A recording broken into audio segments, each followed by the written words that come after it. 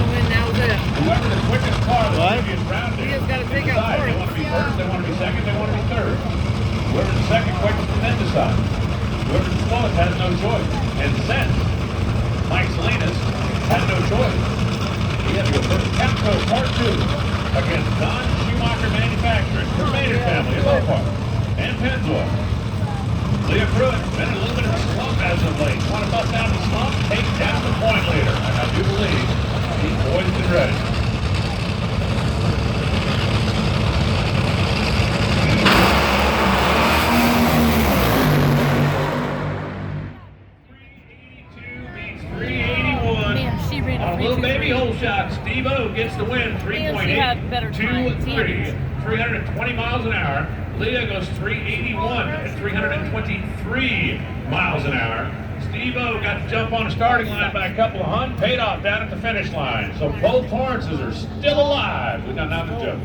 Billy advance, Steve advance, Bobby Lagana. Steve's really got it going Billy's on. going to take It just him shows you the out. level of competition. Don Schumacher puts out a great deal, and this Billy and Steve, it's awesome. I'm happy for Billy to be up here in Lobster Land for the first time. So he said he's rooting for the Red Sox too. Take another look at it. Just another great side-by-side run.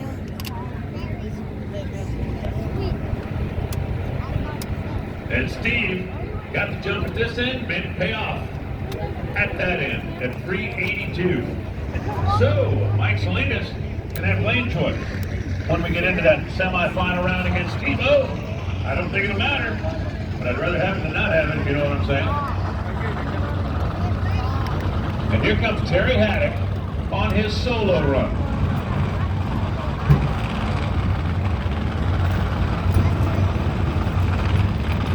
By rule, you have to stage the car under its own power, and that's exactly what Terry's going to do.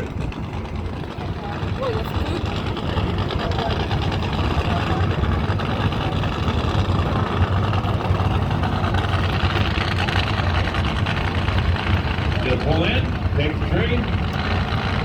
No, don't do it that way. I think he wants the crew guys to get a workout. Hey fans, I guarantee you Terry would love to go down there and try to make a full pull and put on a show for you guys, but we're talking about a guy that's doing this on a shoestring budget, a guy that's got a big chunk of his crew are volunteers, just hustling to get this turned around with a whole lot of effort for them. They know they're going to the semis, they don't want to take any chance of anything going wrong or anything happening, and they don't want to create any work for themselves. So he did what he needed to do, start the car, take the tree, get the win, and Terry Haddock advances to the semifinals. Yeah, well, Listen up understandable. to the pits. Oh, attention to the pits. I need all of my sportsman finalists, semifinalists, all my Lucas Oil competitors. I need you to the staging lanes, please. If you're still in competition in the Lucas Oil Series, come on down. He probably doesn't have an extra one. We know people get through, unless nobody went up against him, so. Exactly. Unless nobody's racing against him. But he won't have lane choice. They have to fix it before they go again. There's nothing wrong with it. They didn't run it at full speed in case they blew an engine or something. They probably don't have a backup. Terry Haddock, hey, anything can happen on Sunday. Remember what happened in the first round. That's it. Certainly no shame in what he's doing down here.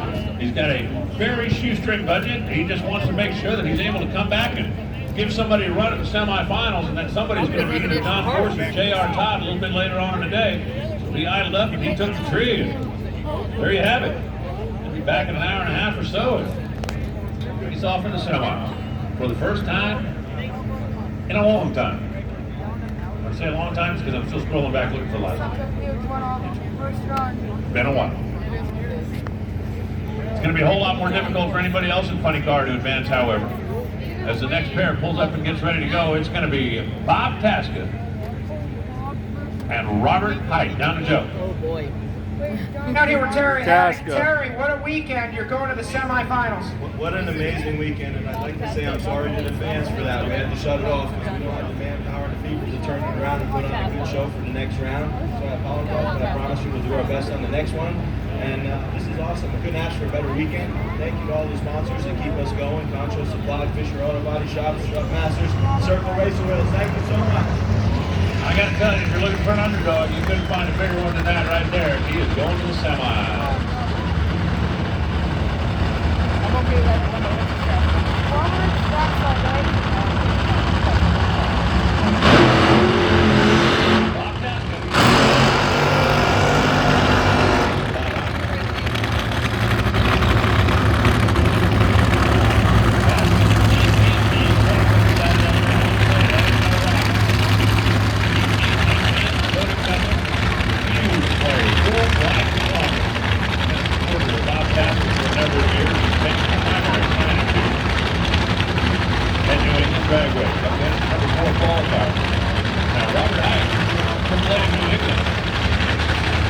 then to take a note, you remember Triple H New England was the sponsor of this event for a number of years. They opted not to renew the contract. Well, Bob Taft and Alexis Detroit stepped up to make it happen. Robert Hyde took down Alexis in round number 1. We'll take a swing right here. And Bob Taft with the old Camaro versus Mustang. Has been a rivalry as long as there has been a Camaro. Mustang being first to wake up there. One more powerful than this. Bob Taft on the left side. Robert Hyde right side. Ford versus Chevrolet. Daskin. Point leader. Trying to stretch it out. Robert Hyde. One reaching away. Trying to gain some ground.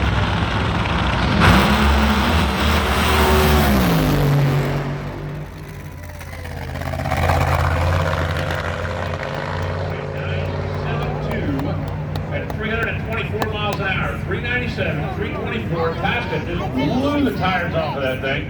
Ends up with a 1009 and 86 miles an hour moving down the Joe. What Jimmy Roberts said before this week, he would like nothing better to beat Task at his home track. You guys just did it. Yeah, you know, we struggled first round there, just trying to get everything adjusted right on this new combination. And obviously, we made it better there, so hopefully we can keep it going. So Robert Hyde advances to the semifinals, runs his round win streak Go hungry then. up to 6. We were on top of Bob Taska's PPG Ford right there when it knocked the tire off of it, kicked a little sideways.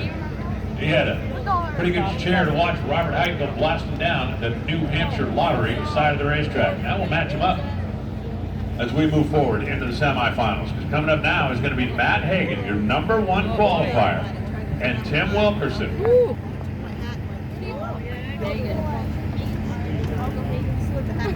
Matt Hagan, DSR Performance. The Don, who is spreading out a little bit. He's got a massive machine shop he has for more than just race car parts and self-support. They build, they manufacture, they sell.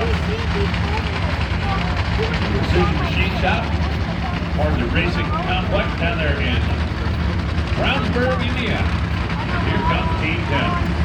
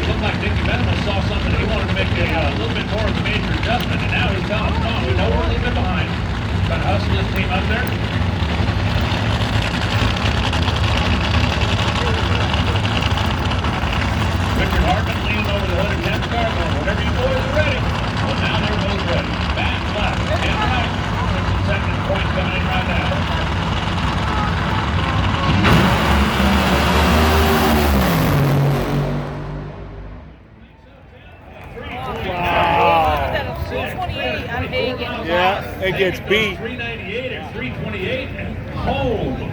Oh man, what a tremendous drag race. Tim Wilkerson, who's come out on the wrong side of a lot of really great races here lately, just came out on the right side of a really good one. Joe. Here with Richard Hartman. Richard, Matt Hagan's reign of terror has come to an end at the hands of Tim Wilkerson. Yeah, Tim's pretty tough, you know. I'll put Tim against Hagan wrestling at any time. Tim might not like that, but that was a heck of a run by both of us. We weren't trying to run that quick. Sure is nice on the board. It looks pretty. Go get ready. How about this?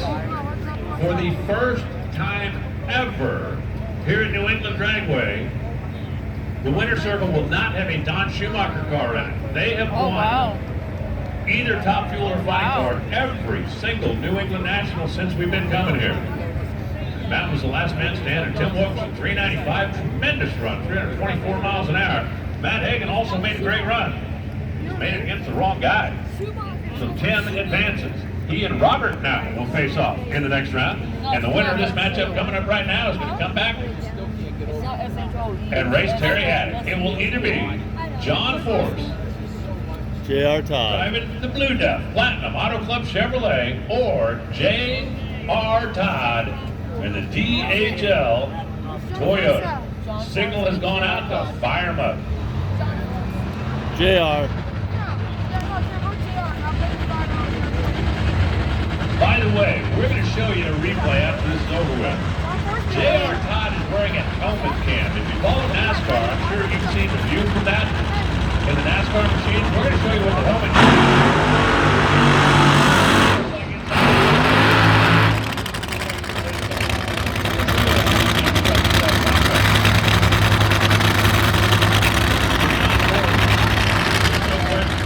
He's back. They did not race last year during the pandemic. In the first two races, when Gainesville got pushed back, John decided it was time to kind of pull in the circle wagon. And that's exactly what he did. But just because they weren't at the racetrack doesn't mean they were laying on a beach. They still were spending time in the shop, working on parts, massaging, manufacturing, and getting ready to come back strong, and come back strong they have. J.R. Todd, former champion of the category, Seal Master, Mobile One. I love the logo on the inside of the hat. Race like a champion today. I always get the tip of the cap to all of the folks at DHL worldwide to kind of keep commerce moving during these difficult times and keep Conrad on the racetrack as well. By the way, did I tell you Conrad just bought 2 more airplanes? 2 more. Yeah, what do you do with 26 747? Half time. They sit in pre-stage just a moment. John goes in first. JR doesn't wait a second.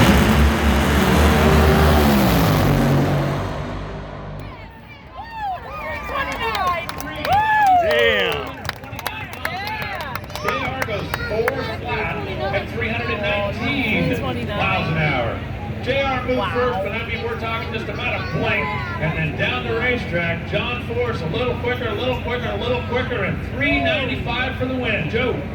You're with Danny Hood. You guys in that DHL car have been slugging it out this year. You won that round.